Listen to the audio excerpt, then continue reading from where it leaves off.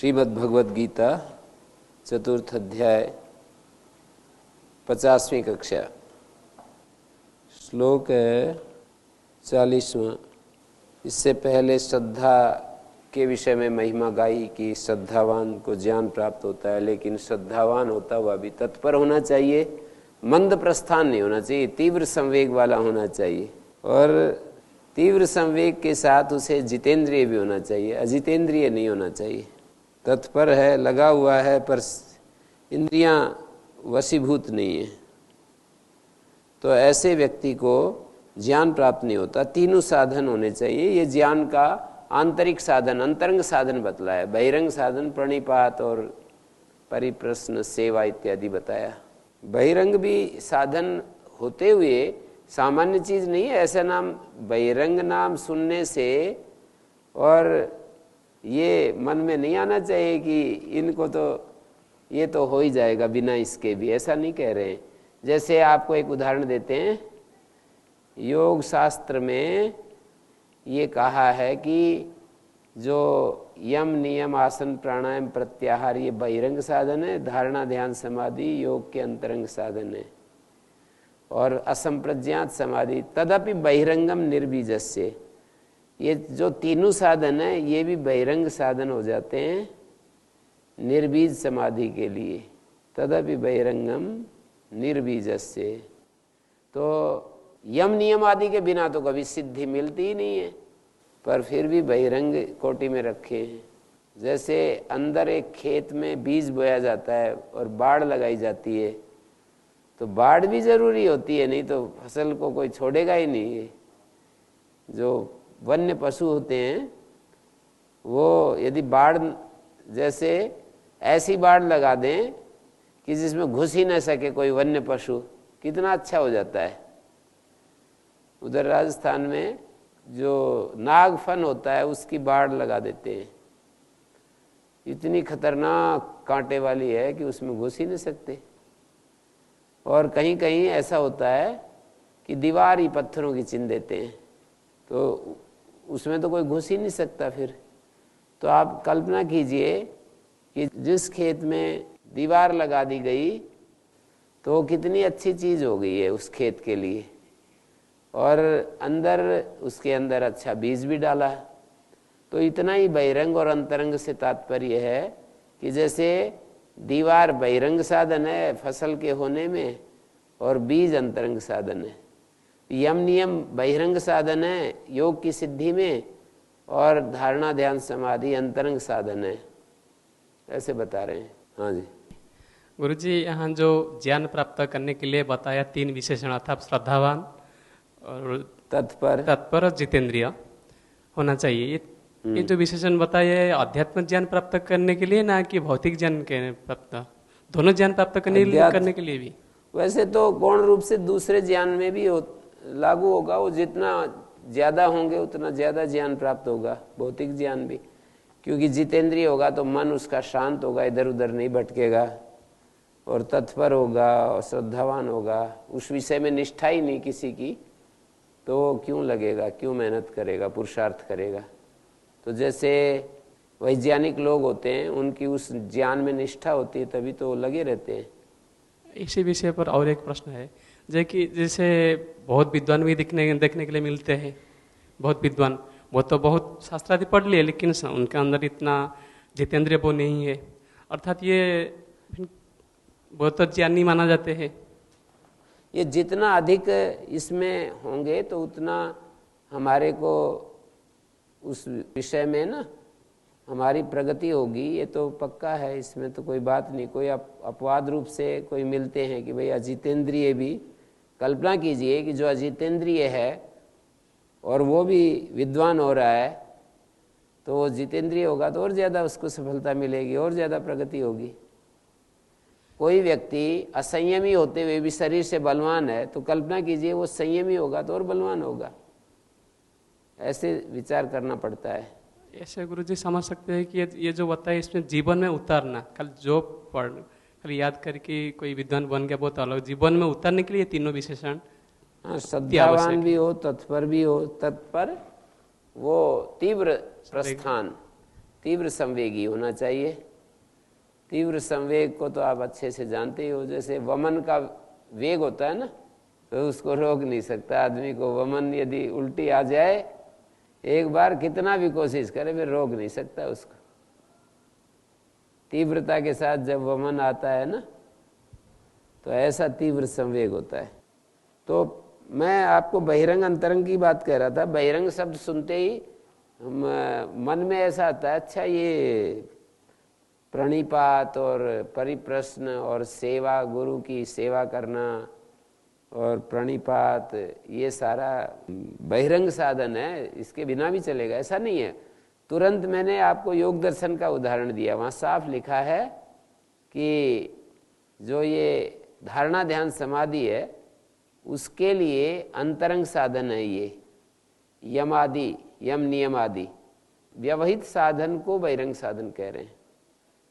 जैसे धारणा ध्यान समाधि के लिए अंतरंग साधन है ये, जो एक प्रकार से यम नियम आदि धारणा ध्यान समाधि और सिद्धि प्राप्त करने के लिए, धारणा ध्यान समाधि असंप्रज्ञात समाधि को प्राप्त करने के लिए धारणा ध्यान समाधि, ये अंतरंग साधन हो जाएंगे। निर्बीज समाधि के लिए तो सब बहिरंग ऐसे बता दिया। सूत्र है वहां पर योग दर्शन में, त्रयम अंतरंगम पूर्वेभ्य, पूर्व साधनों की अपेक्षा ये जो धारणा ध्यान समाधि है ये अंतरंग है। त्रयम अंतरंगम पूर्वेभ्य, पूर्व से मतलब यहाँ पर यम नियम आसन प्राणायाम प्रत्याहार, इन पूर्व की अपेक्षा त्रयम अंतरंगम, समाधि के लिए माने मन को पूर्ण शांत करने के लिए धारणा ध्यान समाधि अंतरंग साधन है पूर्व की अपेक्षा। वो भी साधन बनेंगे पर वो जो है बहिरंग साधन के नाम से कहेंगे। तदपि बहिरंगम निर्बीजस्य, ये जो साधन त्रय हैं ये भी बहिरंग हो जाते हैं निर्बीज के लिए। तो साधन त्रय समाधि के लिए अंतरंग साधन है, लेकिन बहिरंग निर्बीज समाधि के लिए, असंप्रज्ञात समाधि के लिए वो तीन साधन बहिरंग हो जाते हैं। तदपि बहिरंगम निर्बीजस्य, निर्बीज के लिए ये भी परंपरा से साधन बनेंगे। तीन साधन जब हम प्रयोग कर रहे हैं तो समाधि की जो सिद्धि है उसमें अंतरंग साधन है और यम आदि बहिरंग साधन है। लेकिन तदपि वे तीन साधन भी निर्बीज समाधि के लिए बहिरंग साधन है। अंतरंग साधन क्या है? जो संप्रज्ञात समाधि की सुदृढ़ स्थिति है, संप्रज्ञात समाधि की सुदृढ़ स्थिति है, वो निर्बीज समाधि के लिए अंतरंग साधन है। जो पूर्ववर्ती साधन होता है वो अंतरंग साधन, और जो व्यवहित साधन होता है उसको बहिरंग साधन, ऐसा बता रहे हैं। निकटतम जो साधन है उसको अंतरंग साधन, जैसे निर्बीज समाधि का निकटतम साधन होता है संप्रज्ञात समाधि की दृढ़ स्थिति, और संप्रज्ञात समाधि के लिए तीन साधन है अंतरंग साधन। धारणा ध्यान समाधि, समाधि के लिए जो प्रयत्न हम करते हैं उसको यहाँ पर साधन कोटि में रखा है, और साध्य कोटि में समाधि की दृढ़ स्थिति। और वो यम आदि का जो अनुष्ठान है, यम नियम आदि, वो बहिरंग साधन है समाधि को दृढ़ स्थिति प्राप्त कराने में। अंतरंग साधन है धारणा ध्यान समाधि। अभ्यास और वैराग्य, तो अभ्यास को एक अर्थ में अंतरंग साधन मान सकते हैं और वैराग्य को परंपरा से साधन मान सकते हैं, यदि अंतरंग बहिरंग भाव ही देखें तो। माने वैराग्य से बाहर से हटते हैं और अभ्यास के द्वारा हम सीधे आत्मा से जुड़ते हैं, आत्मा से संबद्ध होते हैं। जो साधन सीधा जुड़ा हुआ है किसी चीज के साथ, तो ज्ञान प्राप्ति के ये अंतरंग साधन है। श्रद्धा, तत्परता और संयत इंद्रियता। और इसका बहिरंग साधन, परंपरा साधन है प्रणिपात, नमस्कार, सेवा और गुरुजनों से प्रश्नोत्तर करना, प्रश्न पूछना, उनकी सेवा करना, इससे ज्ञान मिलता है।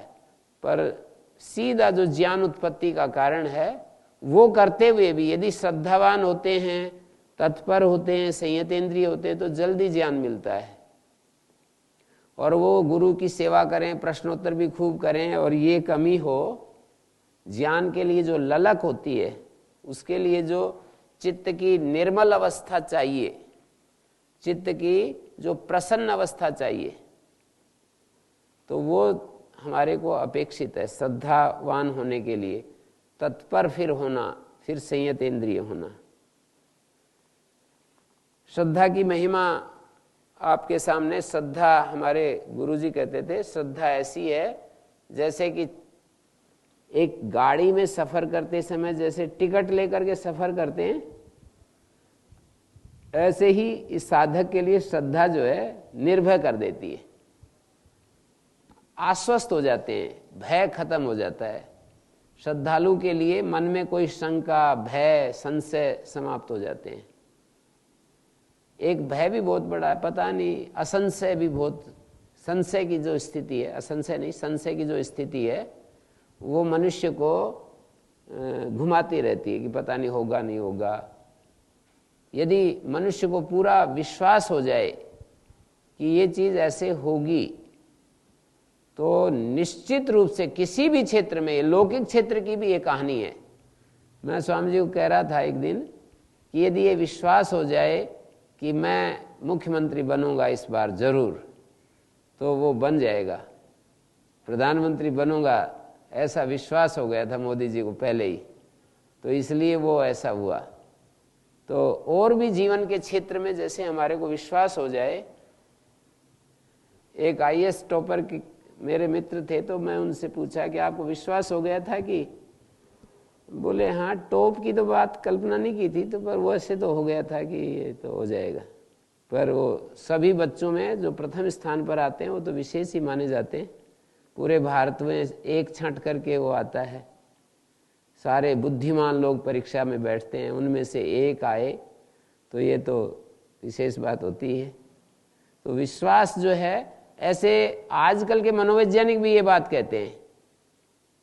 और डर आते ही, कितनी बार आदमी के मन में डर आते ही उसका काम खराब हो जाता है। आप देख लेना प्रयोग करके, जहां भी डर आए, डरे सो मरे, ऐसे कहते हैं ना। वेद मंत्र पढ़ रहे थे, माँ विभे, एक मंत्र की श्रृंखला है, उसमें ये बतलाया डरो मत नहीं तो मर जाओगे। उसका भावानुवाद ये है, डरो मत नहीं तो मर जाओगे। पर वो निर्भयता जो है वो कई कारणों से आती है, ऐसे नहीं कि केवल सोचने से निर्भयता आ जाए।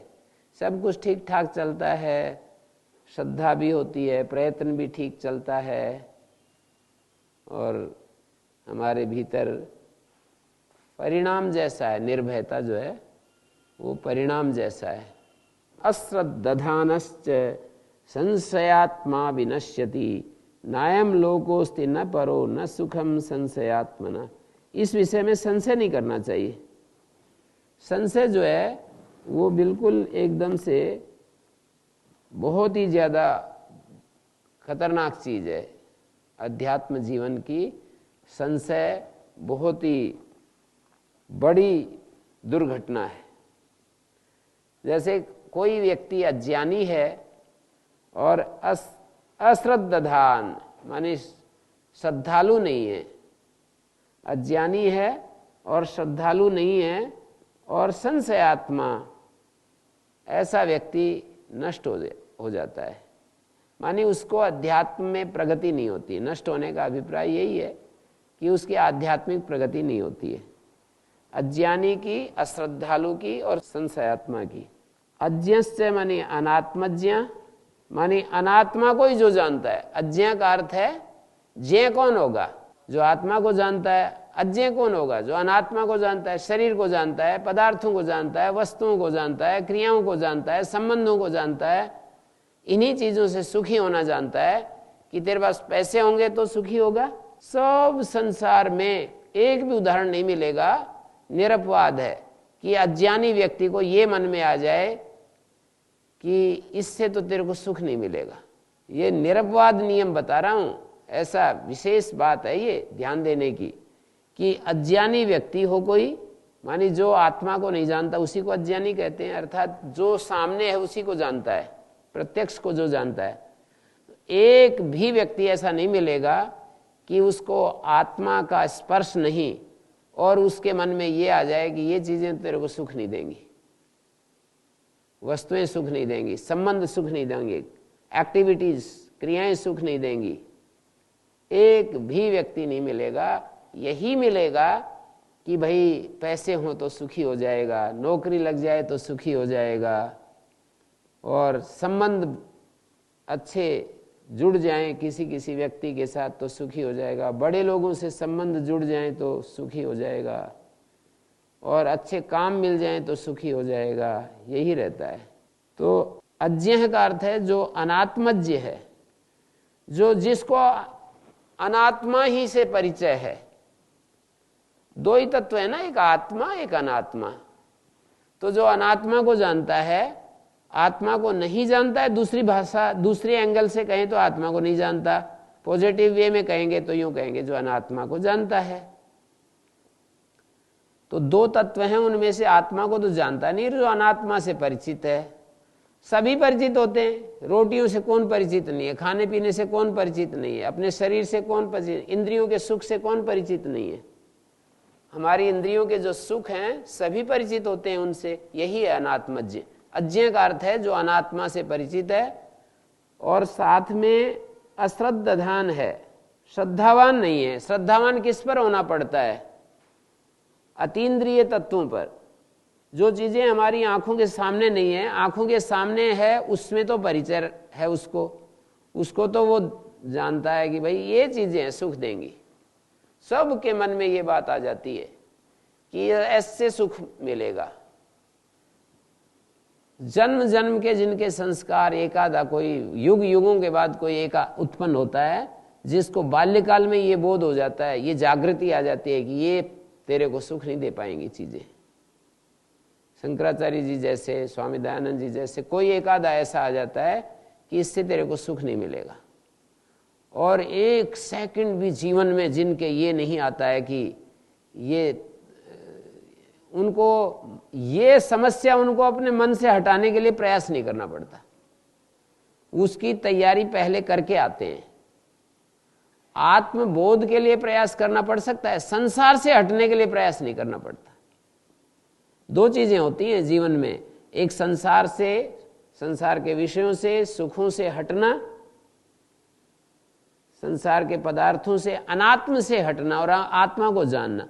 अनात्म से हटते ही तुरंत आत्मज्ञान नहीं होता है, उसके लिए भी थोड़ा प्रयास करना पड़ता है। देखो, केवल वैराग्य से सिद्धि नहीं मिलती है, उसके लिए विवेक की प्राप्ति भी करनी पड़ती है।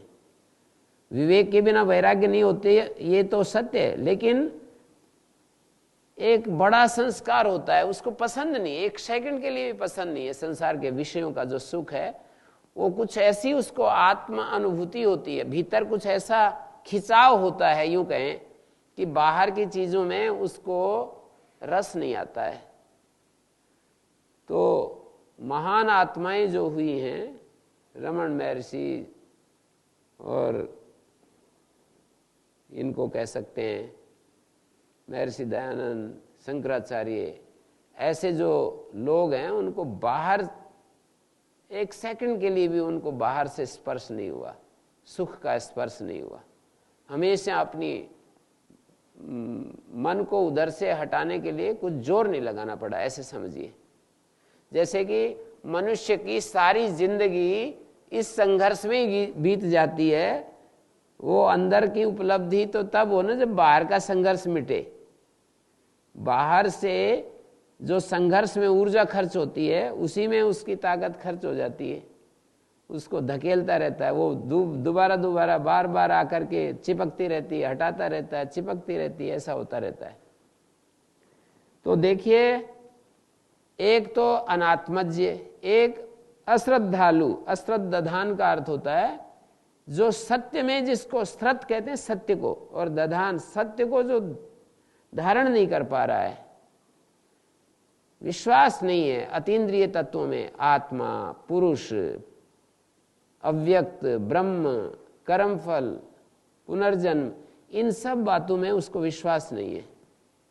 पुरुष में विश्वास होना एक बहुत बड़ी जीवन की उपलब्धि है। पुरुष में किसी को विश्वास हो गया कि इस अस्तित्व में पुरुष तत्व है, ऐसा किसी को भरोसा हो गया, पुरुष है, मुक्ति है, कैवल्य है, और यदि आदमी को ज्ञान प्राप्त हो जाता है तो वो मुक्त हो जाता है, उसको स्वाधीनता आ जाती है, ऐसी बातों में विश्वास होना बहुत कठिन काम है।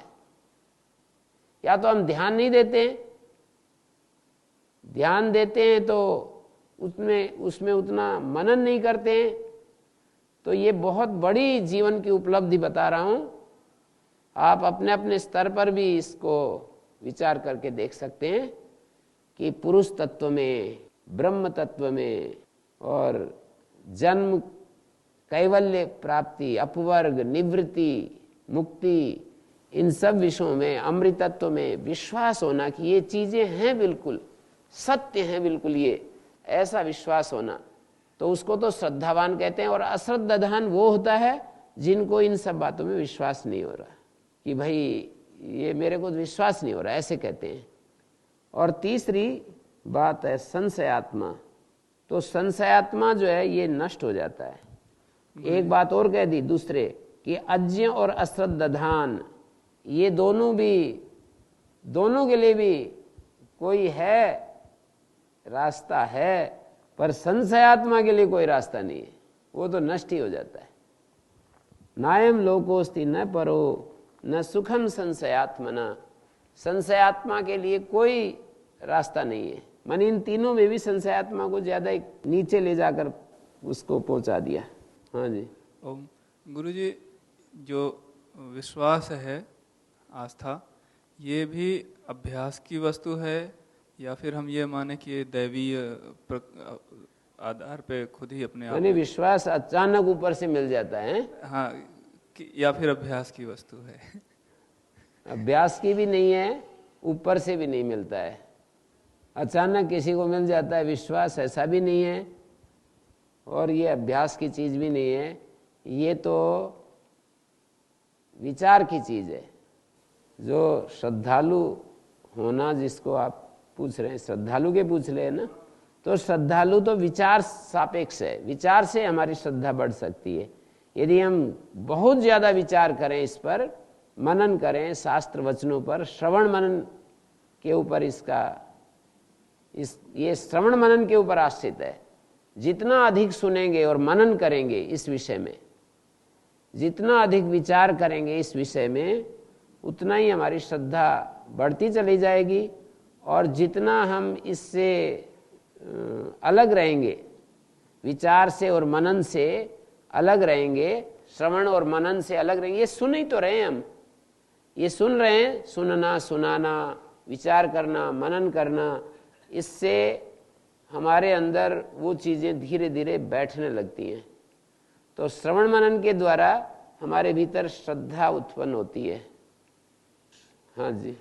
40वें श्लोक पर ना जी, विनश्यति सबसे नहीं जुड़ता है जी, अज्ञश्च विनश्यति, अश्रद्धानश्च विनश्यति, ऐसे पहली पंक्ति में तो तीनों से जुड़ रहा है। अज्ञ, अश्रद्धान और संशयात्मा, प्रत्येक जो है नष्ट हो जाता है। पर दूसरी पंक्ति को देखते हुए संशयात्मा को शंकराचार्य जी महाराज ने कह दिया कि ये पापिष्ठ है संशयात्मा। दूसरी पंक्ति को लेकर के ऐसे कह दिया। अज्ञ जो है, नीलकंठ जी ने इसकी व्याख्या ये की कि जो अज्ञ है, सुखेन चिकित्सितुम शक्या, एक चिकित्सा होती है साध्य, एक होती है प्रयत्न साध्य, और एक असाध्य। तो उन्होंने व्याख्या की जो अश्रद्धालु है वो यत्न से साध्य है, क्योंकि विचार करेगा तो श्रद्धालु हो जाएगा। पर संशयात्मा जो है असाध्य रोग है। संशयात्मा जो है असाध्य कोटि की चीज है। नयम लोकोस्ति न परो न सुखम संशयात्मा, न तो ये लोक है न परलोक है। जिसका, ये तो कई बार आ चुकी है बात, जिसका ये लोक नहीं है उसका परलोक की कल्पना ही नहीं है। ये लोक जैसा है वैसा ही तो परलोक होता है। ये लोक बिगड़ गया तो परलोक ठीक हो जाएगा, ऐसे कल्पना में भी नहीं आता है।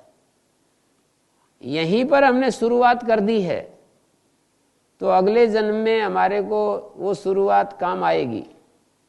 पर इस जन्म में हमने शुरुआत नहीं की और सोचते रहे कि अगले जन्म में देखेंगे, कुछ नहीं होना है। और ज्यादा मजबूत हो जाती हैं वो चीजें, आसक्ति और ज्यादा मजबूत हो जाती है, दृढ़ हो जाती है, उन सब संस्कारों को लेकर के जाते हैं। यदि इस जन्म में हमने प्रारंभ कर दिया है तो ठीक है, वो किया हुआ प्रारंभ नष्ट नहीं होता है, वो हमारे साथ जाता है और फिर वो संस्कार का जो वेग है हमको फिर रास्ता दिखाता है।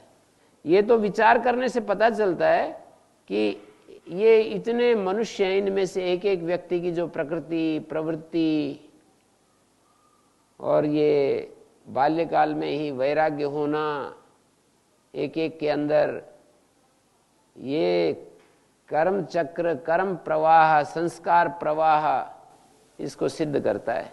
ये जो है अपने आप ये चीजें नहीं होती हैं, इसको प्रूव करता है बिल्कुल। ओम गुरु जी। गुरु जी, इसी जन्म में यदि कोई जितेंद्र नहीं बन पाता है लेकिन बार बार विचार करता है ठीक है मैं तो नहीं बन पाता हूँ, अगले जन्म में देख लूंगा, ये तो शुरुआत का एक मान सकते हैं। नहीं, क्यों नहीं बन पाता? प्रयास तो व्यर्थ नहीं जाते हैं, प्रयास व्यर्थ नहीं जाते हैं। ऐसा भी नहीं सोचना चाहिए कि प्रयास करने पर भी नहीं बन पाता, कुछ तो अंतर पड़ता ही है। प्रयास करता है तो कुछ तो अंतर पड़ता ही है, जरूर अंतर पड़ता है। उसके जो साधन में थोड़ी कमी रह जाती है, इसलिए नहीं बन पाता है। यदि पूर्णता के साथ साधन करे तो बन जाता है, साधन में कुछ कमी रह जाती है। तो ये जो इसमें नायम लोकोस्ति न परा, परलोक भी उसके लिए नहीं है, न सुखम संशयात्मना, और न उसको सुख ही मिलता है। क्योंकि सुख आदमी ये समझता है कि वस्तु सापेक्ष है और हमारी कामना की पूर्ति सापेक्ष है। कामना की पूर्ति तो होनी नहीं सारी की सारी, और वस्तु सापेक्ष वस्तुएं तो निरंतर अभाव में जा रही हैं और हमारे शरीर भी अभाव में जा रहे हैं। माने हाथी जैसे बल जिनके पास हैं वो भी सूख जाते हैं आखिरी में जा करके। और कभी कभी जैसे एक धर्मगुरु थे, कितने प्रतिष्ठित थे, और उनका अंत में जाकर के कितना हाल बेहाल हो गया। तो ऐसा भी होता है कि ये भी चीजें अनित्य हैं। हर चीज इस संसार की ऐसे लगती है कि सब नश्वर हैं, सब जाने वाली हैं, एक आत्मा ही नित्य है। ये हमारे पकड़ में नहीं आता है। ये विषय पहले तो आस्था से शुरू होता है या अपनी खोज से शुरू करें। जिनको आस्था नहीं है तो खोज करें। दुख मुक्ति तो है, इसमें तो संशय नहीं है। दुख मुक्ति नाम की जो एक स्थिति बताई जाती है उसमें तो संशय नहीं है, वो तो है। दुख मुक्ति है, ये बात तो बिल्कुल प्रूव हो चुकी है।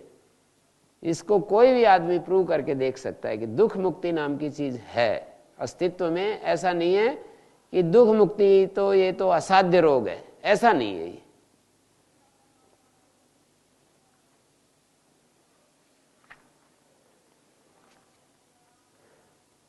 आगे कहते हैं, ये बात तो कह दी, संशय नहीं करना चाहिए बिल्कुल भी। क्यों नहीं करना चाहिए? योग संन्यस्त कर्माणम ज्ञान संचिन्न संशयम आत्मंतम न कर्माणि निबध्नन्ति धनंजय। हे धनंजय, योग संन्यस्त कर्माणम, योग से त्याग दिए हैं कर्म जिसने, आत्म तत्व को देखने से, परम तत्व को देखने से, उसका श्रवण मनन करने से, संन्यस्तानि कर्माणि, ऐसे उस परमार्थदर्शी के द्वारा जिसने धर्म अधर्म रूप कर्मों का त्याग कर दिया है। धर्म कर्म और अधर्म कर्म दोनों का अध्यात्म में त्याग करने की बात करते रहते हैं अध्यात्मवादी। देखिए, शुरुआत कहां से होगी? अधर्म के त्याग से। पहले ही झटके में धर्म त्याग कर देंगे तो काम नहीं चलेगा। अधर्म के त्याग से शुरुआत होगी और जब हमारी बुद्धि थोड़ी शुद्ध होने लगती है फिर ये विचार आएगा।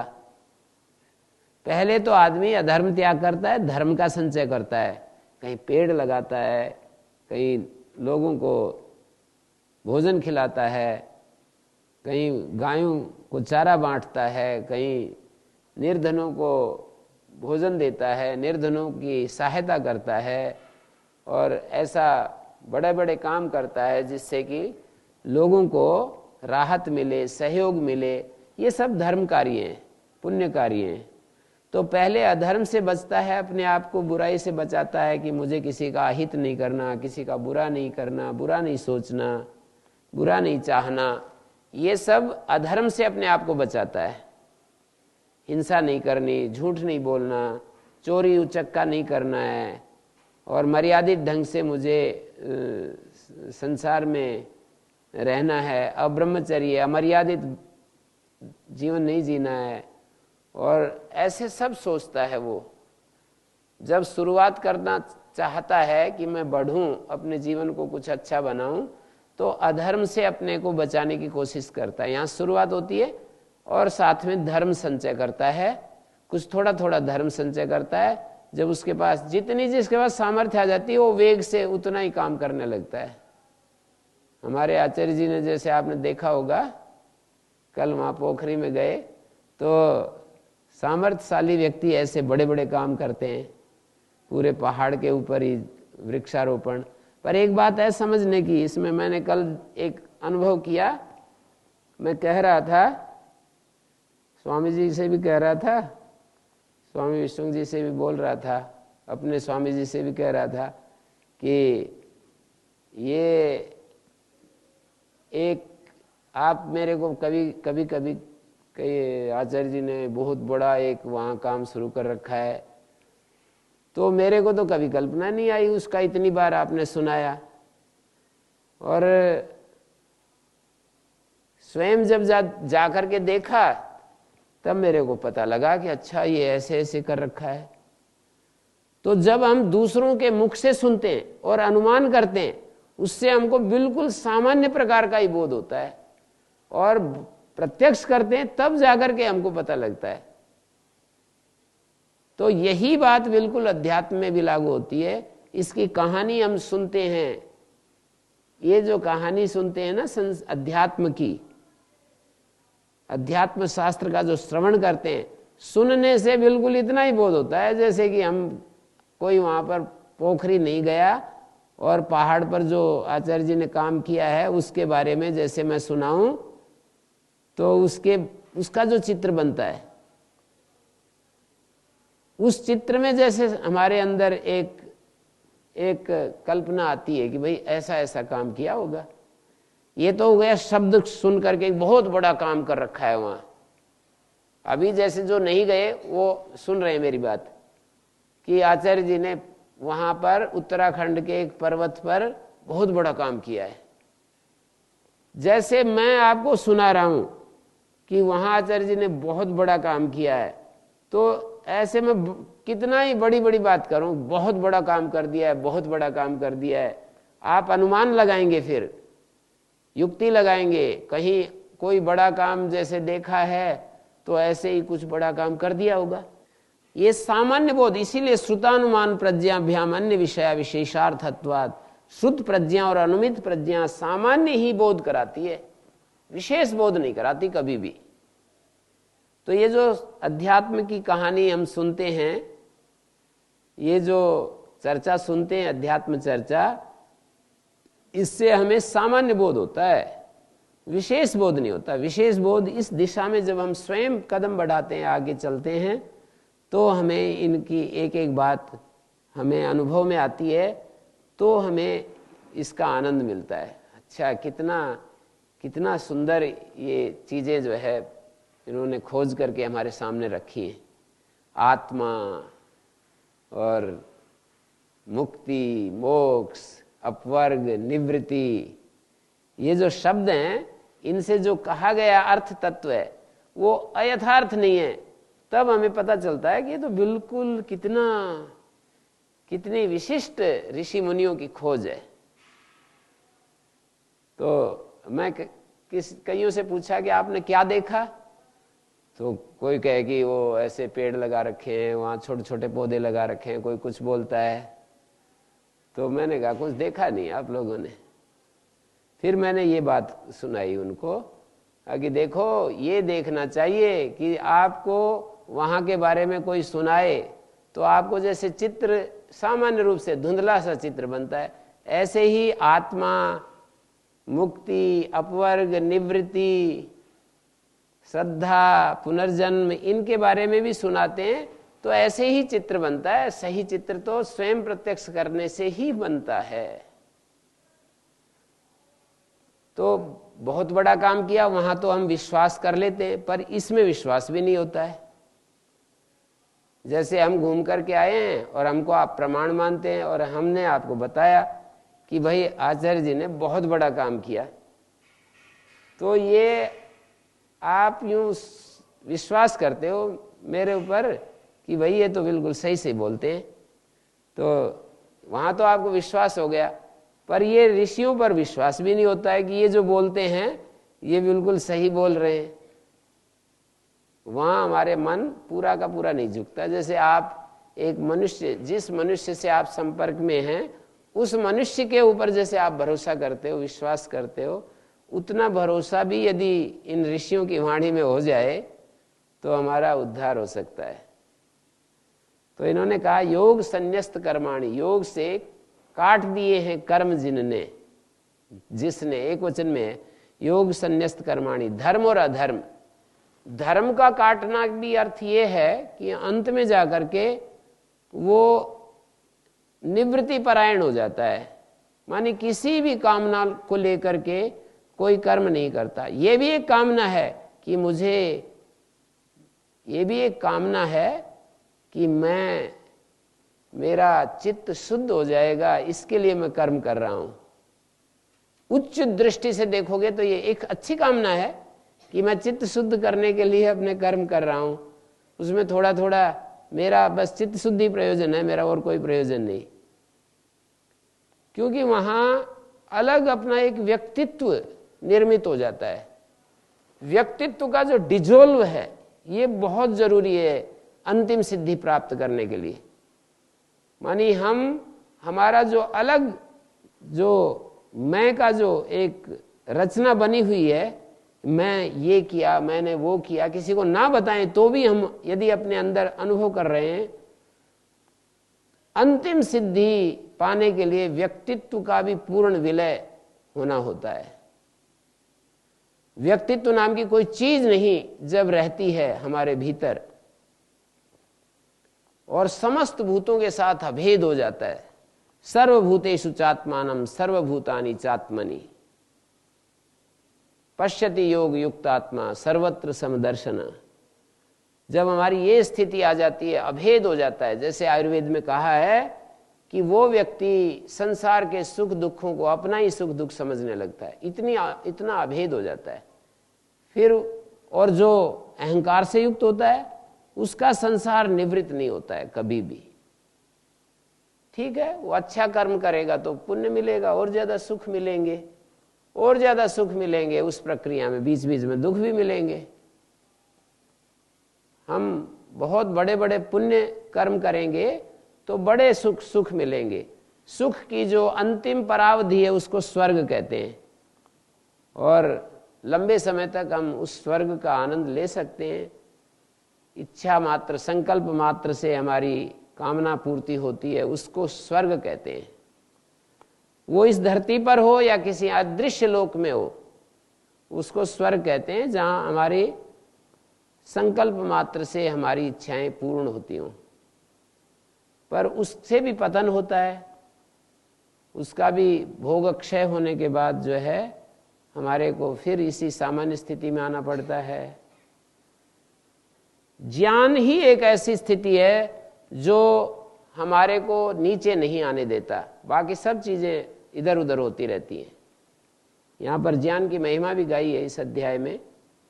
तो ज्ञान एक ऐसी चीज है कि जहां हमारे को एक बार उच्च स्थिति प्राप्त हो गई और हमारा स्वभाव बन गया, तो वहां से फिर नीचे नहीं आते, यदि एक्चुअल में स्वभाव बन गया है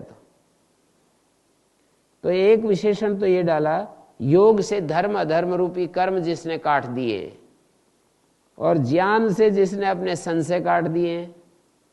पहला तो संन्यस्त कहा, त्याग दिए। योग से धर्म अधर्म रूपी कर्मों को जिसने त्याग दिया है, तो कह रहे हैं योग संन्यस्त कर्मा कैसे होता है वो, बोले ज्ञान से अपने संशय काट दिए तब योग संन्यस्त कर्मा होता है। ज्ञानेन आत्म ईश्वरकत्व दर्शन लक्षणेन संचिन्ना संशयस्य। आत्म दर्शन रूप जो ज्ञान है, हमारे भीतर जो आत्म तत्व है, उसका जो अनुभव है, उस अनुभव से जिसने अपने संशय काट दिए, उसका एक बार अनुभव हो जाए तो संशय फिर बचते नहीं, उससे पहले संशय आते रहते हैं। तो संशय को विचार के द्वारा हम हटा सकते हैं, सबके अंदर आते हैं। श्री अरविंद ने कहा कि मैं जब इस मार्ग में आया तो मैं ऐसा विचार करता कि ये हजारों हजारों ऋषि आत्मा की, परमेश्वर के सहयोग की बातें करते हैं, सबके सब तो झूठे नहीं हो सकते कि एक तरफ से सभी झूठ बोल रहे हो, ऐसा तो नहीं हो सकता। ये विचार का ही तो प्रयोग है, और क्या है ये। जब हम ऐसा विचार करते हैं कि भाई सबके सब तो झूठ नहीं बोल सकते, और जब हम युवावस्था में होते हैं, जब हमारा मन विषयों में होता है, पदार्थों में होता है, संसार इंद्रिय सुखों में होता है, तो उस समय बिल्कुल ये संशय आते हैं, निश्चित रूप से आते हैं। और उस समय ऐसा सोचता है किसने देखा, ये कैसे ये व्यवस्था होती है, किसने देखा। कोई बात नहीं, जब हमारे को थोड़ा धैर्य रखते रहें और जब हमारा मन थोड़ा सा शांत होगा तो इसका अनुभव हो जाएगा। अशांत मन को ये अनुभव नहीं हो सकता है, चंचल मन को ये अनुभूति नहीं हो सकती है कि इस अस्तित्व के मूल में कोई आत्मा नाम की चीज है, ईश्वर नाम की, परमेश्वर नाम की कोई चीज है। इस अस्तित्व के मूल में आत्म तत्व है, आत्मा शांत है। ये जो अनुभूति है ये शांत मन में कैसे हो सकती है। तो दो बात हो गई, ज्ञान से संचिन्न संशय वाले आत्मवंतम योग संन्यस्त कर्मा और ज्ञान संचिन्न संशय, ऐसा जो आत्ममान है, आत्ममान उसको कहते हैं गुणों की चेष्टा से जो शून्य अप्रमत्त अवस्था है।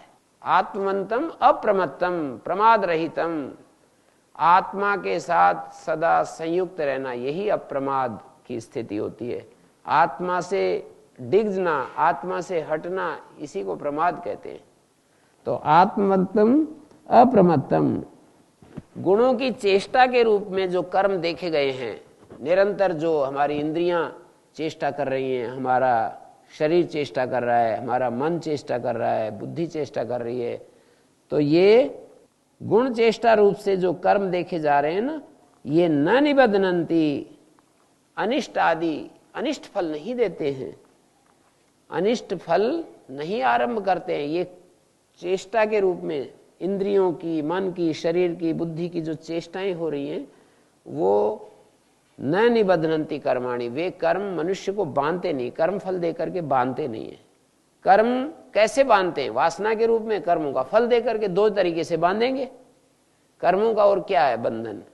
वासना के रूप में हमारे अंदर बैठ जाते हैं और वो रिपीट करवाते हैं, वही एक्टिविटीज रिपीट करवाते हैं और फिर वो फल भी देते रहते हैं।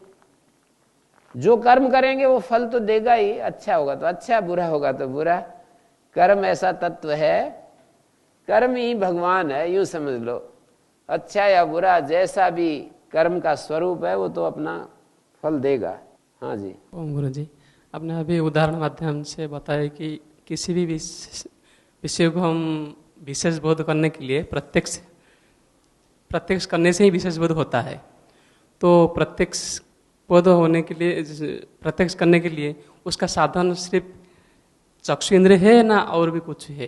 चक्षु इंद्रिय तो भौतिक प्रत्यक्ष होता है। मैंने बताया जैसे कि भौतिक चीज को देखने के लिए, मैं वही तो उदाहरण दिया कि जैसे पहाड़ पर कितने पानी का अरेंजमेंट किया है, कितनी टंकियां बनाई हैं, कितना नीचे से हजारों फुट नीचे से ऊपर पानी ले गए हैं, और जगह जगह उसको पहाड़ को कैसे क्यारियां बनाई हैं, को काट काट करके उसमें हजारों हजारों पौधे लगा दिए हैं, और मेरे ख्याल में लाखों पौधे वहां पर और लगाने हैं, लाखों चंदन के पेड़ लगाने हैं वहां पर, जैसे कि चंदन का एक पूरा वन बनाना चाहते हैं।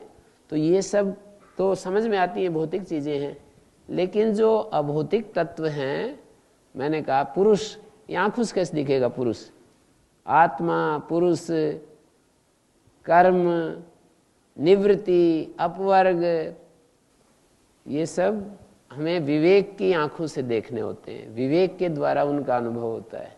हाँ जी, जो बात आपने बताया, जो भी भाई नहीं गए उसको तो वो भी ऐसे विवेक ज्ञान में प्रत्यक्ष कर सकते हैं, विशेष बोध कर सकते हैं, जैसे आपने बता दिए, उसको भी विवेक ज्ञान में, तो कैसे फिर आत्मा को फिर कैसे करेंगे? तो उसी के लिए तो कहा धैर्य से निरंतर उसके लिए श्रवण करो, मनन करो, कितना कितना समय लगाना पड़ता है इस काम के लिए। ये काम जल्दी दौड़ धूप में नहीं होता है, इसको धैर्य पूर्वक जब हम निरंतर लगे रहते हैं तो ये तो आश्वासन है इनका कि तुम लगे रहो, तुम्हारी बुद्धि में प्रकाश मैं कर दूंगा, ऐसा आश्वासन दिया है ना। इन्होंने कहा है भजताम प्रीति पूर्वकम ददामि बुद्धि योगम तम येन माम उपयांति ते। यदि हम कुछ करते हैं, जैसे बच्चे होते हैं, जब तक मस्त रहते हैं माँ उनको देखती नहीं है, और जब रोते बिलखते चिल्लाते हैं, बार बार उसकी तरफ देखते हैं, तो कितनी देर तक रोएंगे, फिर उठाना ही पड़ता है। अमृत जो है ऐसे नहीं मिलता, सहज सा मिल ही जाता है फिर। तो आत्मान को 3 बातें कही, योग से जिन्होंने कर्मों को त्याग दिया है, कर्म की वासनाएं त्याग दी हैं, धर्माधर्म को छोड़ दिया है, ज्ञान से जिसने अपने संशय काट दिए हैं, ऐसे अप्रमत्त व्यक्ति को कर्म जो है बांधते नहीं। तस्माद अज्ञान संभूतम हृत्स्थम ज्ञानासीनात्मना छित्त्वा एनम संशयम योगम आतिष्ठ भारत। इसलिए सबसे पहला काम तुम ये करो, ऐसा कह रहे हैं, संशय के ऊपर सारा चारों तरफ से अपनी पूरी शक्ति लगा रहे हैं संशय को हटाने के लिए भगवान। तस्मात अज्ञान संभूतम, अज्ञान से जो पैदा, संभूत का अर्थ होता है पैदा, अज्ञान से ये पैदा होता है। हमारे अंदर जो अनात्म का जो बोध है उसके कारण ये संशय होता है, और आत्मा दिखाई नहीं देती। आत्म और अनात्म का जो अविवेक है, आत्म और अनात्म की जो चिद अचित ग्रंथि बोलते हैं, जिसको चेतन और अचेतन दोनों एक हुए हमारे को अनुभव होते हैं। शरीर ही हमें अपना स्वरूप दिखाई देता है। ये शरीर क्या है? चेतन अचेतन का एक कॉम्बिनेशन, एक समुदाय। इसमें चेतन अलग से दिखाई नहीं देता, बिल्कुल एक ही दिखाई देता है। यही अज्ञान है, और इसी से फिर इसको जो सुख मिलते हैं वही साधन के रूप में दिखते हैं जीवन के, इन्हीं से हमें सुख मिलेगा। तस्मात् अज्ञान संभूतम हृत्स्थम, हृदय में ठहरने वाला, हमारी बुद्धि में ठहरने वाला है ये संशय। हृत्स्थ का अर्थ है बुद्धि में अपना आवास बनाकर रहने वाला। इस संशय को ज्ञान रूपी अपनी तलवार के द्वारा, आत्मनः ज्ञानासीना, अपनी ज्ञान रूपी तलवार के द्वारा, एनम संशयम छित्त्वा, इस संशय को काटकर। एनम संशयम का विशेषण है अज्ञान संभूतम हृत्स्थम। कैसा संशय? जो कि अज्ञान से पैदा होता है, हमारी बुद्धि में इसका वास है। ऐसे ही संशय को काट करके योगम आतिष्ठ, योग पर आरूढ़ हो जाओ। उत्तिष्ठ भारत, और हे भारत, अपना काम करने के लिए, अपने कर्तव्य को पूरा करने के लिए खड़े हो जाओ। हमारे को जो जो कर्तव्य मिले हैं उनको पूरा करने के लिए खड़े हो जाएं, संशय को हटा करके। कर्म योगानुष्ठान से क्या होगा? अशुद्धि के कर्म योगानुष्ठानात् अशुद्धि क्षय हेतुक ज्ञान छिन्न संशय न निबध्यते। कर्म योग का जब हम अनुष्ठान करते हैं, अशुद्धि क्षय हेतुक जो ज्ञान है, अशुद्धि के क्षय का हेतु जो ज्ञान है, अशुद्धि का जो नाश है, अशुद्धि का जो क्षय है, उसका हेतुभूत जो ज्ञान है। जैसे ज्ञान जो होता है दो काम करेगा, अशुद्धि का क्षय करेगा और ज्ञान की दीप्ति, विवेक की ख्याति। अशुद्धि क्षय ज्ञान दीप्ति ऐसा बोलते हैं। तो ये जो कर्म योग, जो ईश्वर अर्पित कर्म हम करते हैं, भगवान को अर्पित करके हमें कर्म करने हैं, इस अनुष्ठान से अशुद्धि का क्षय हेतु जो ज्ञान है, उस ज्ञान से संशय छिन्न भिन्न हो जाता है, फिर वो हमारे को बांधता नहीं है। न निबद्धते कर्म भी, ज्ञानाग्नि से दग्ध कर्म वाला होने के कारण, ज्ञानाग्नि से जिसके कर्म दग्ध हो गए हैं, ऐसा इस हेतु से वो हमें बांधता नहीं है। ज्ञान और कर्म के अनुष्ठान के विषय में जो संशयवान है वो नष्ट होता है, ऐसे उसका नाश नहीं होता। ज्ञान और कर्म के बारे में जिसका संशय होता है, इसीलिए इसको ज्ञान कर्म संन्यास, ज्ञान कर्म संन्यास योग इस अध्याय का नाम रखा है। आखिरी में भी ये बात संकेत रूप में दी है कि ज्ञान के अनुष्ठान विषय में और कर्म के अनुष्ठान विषय में जो संशयवान होता है वो नष्ट हो जाता है। तो यहाँ पर संदेश दिया कि जो ये पापिष्ट, जो अज्ञान संभूत, अज्ञान से, अविवेक से उत्पन्न हुआ हमारी बुद्धि में स्थित जो ये संशय है, ज्ञान रूपी तलवार से शोक और मोह को हटाने वाला जो सम्यक दर्शन है, एक तरफ मोह, दूसरी तरफ शोक। मोह किसको कहते हैं? बेहोशी, विवेक का ठीक से आकलन न हो पाना, और उसके कारण फिर शोक भी होता है। जो ये दृश्यमान चीजें हैं, इनके साथ जो तादाद में, इनके साथ जो घनिष्ठ संबंध है, इसको मोह कहते हैं, और इसके वियोग में हमें शोक होता है। जब ये बिछुड़ती हैं तो शोक होता है। तो शोक मोह करने वाला, शोक और मोह करने वाला जो ये हमारे भीतर जो अज्ञान है, उस शोक मोह आदि दोष को हरने वाला सम्यक दर्शन रूपी ज्ञान, और उस ज्ञान रूपी तलवार से इस अपने संशय को, हमारे भीतर, हमारी बुद्धि में, हमारी आत्मा में जो ये संशय बैठ जाता है, इस संशय को हमें काटना है। देखिए, दूसरे के संशय को कोई दूसरा नहीं काट सकता है, अपने संशय को हम अपने ज्ञान तलवार से काट सकते हैं। यहां पर एक बात लिखी आखिरी में कि नहीं परस्य संशया परेण छेतुम शक्यते। तो इसलिए स्वस्य विशिष्यते आत्म विषयो, मानी अपना जो संशय है उस संशय को हम काट सकते हैं। मैं आपके संशय को नहीं काट सकता हूं, मैं तो थोड़ा संकेत कर रहा हूं, आप चाहोगे तो कटेगा। कोई वक्ता, कोई लेखक किसी के संशय को नहीं काट सकता, वो संकेत मात्र करता है, और सुनने वाला या पढ़ने वाला, ग्रंथ पढ़ने वाला चाहेगा तो उसका संशय कट जाएगा। तो इस संशय को, जो संशय का विनाश हेतु योग है, सम्यक दर्शन के रूप में जो उपाय है, उस कर्मानुष्ठान को, ये सम्यक दर्शन का उपाय है, ये जो योग है, कर्म योग, कर्मानुष्ठान, उसको करो और इस युद्ध के लिए तैयार हो जाओ, माने अपने कर्तव्य को पूरा करने के लिए तैयार हो जाओ।